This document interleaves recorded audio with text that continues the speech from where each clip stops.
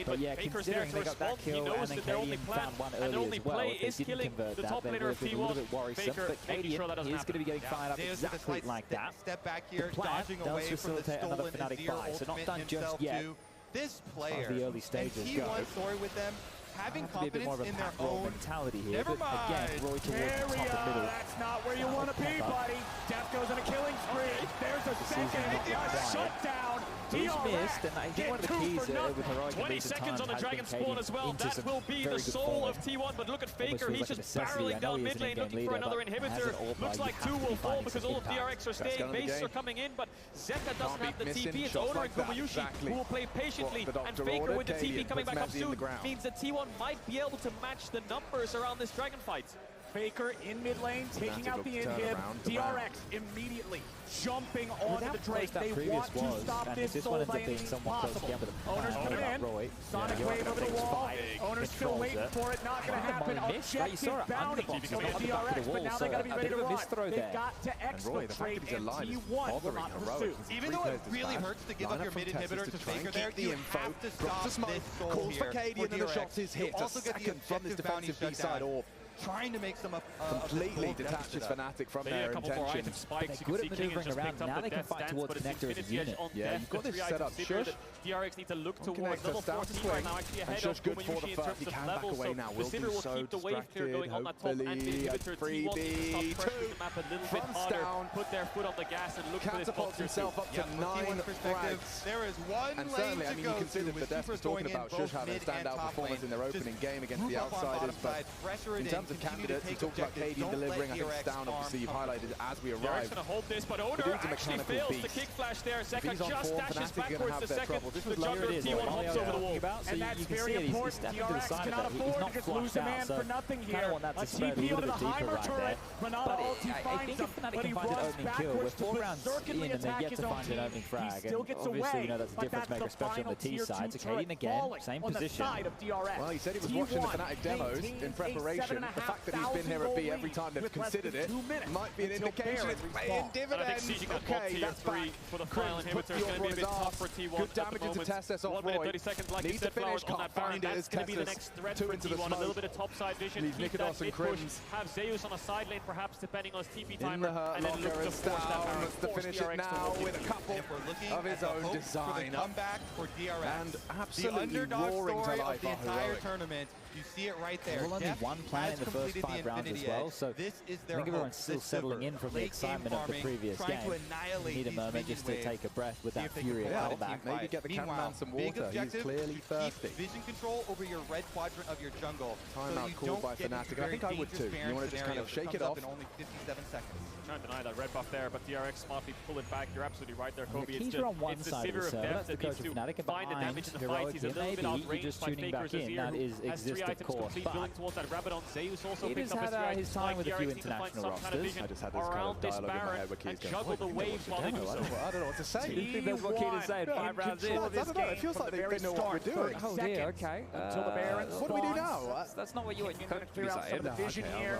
DRX must be very careful. I think he just said, boys, if we shoot him in the head first before they shoot us, then it's easy. If you do what they've done to us for the last 5 rounds and kill them first. Simple game, Counter. It's going to be a difficult next 5 minutes for them. Again, this same default spread, so Fasha anchoring A, Roy top mid, Crim's over towards the B apartments here, and he's going to have a tail of Mezi and Nikodos not too far behind. But that'll be an emergency usage in case they lose all vision. And right now they can't see it. T1 are starting it up with their AD carry at top. Owner can jump over very quickly. Where's the blue orb from Death? He still has it, I think, up. He is going to pop it over the wall. There's no time. There's no time. T1 already hits the bear. That underpass with now the siege will come in on that bot tier 3. You can see the pings on that bot side of the map already for T1. They know the easy way to win this one is just to push in these lanes, go towards bot, try to take that final inhibitor. DRX will be forced to fight them underneath their tower. And T1 now with the Baron buff. You have the on Crim's is perfect. He's going to get away here. Pushing all lanes in. That is when patience prevails. A well-executed arrival. Already has been allocated up to that top lane. Push it in. Timed it to perfection.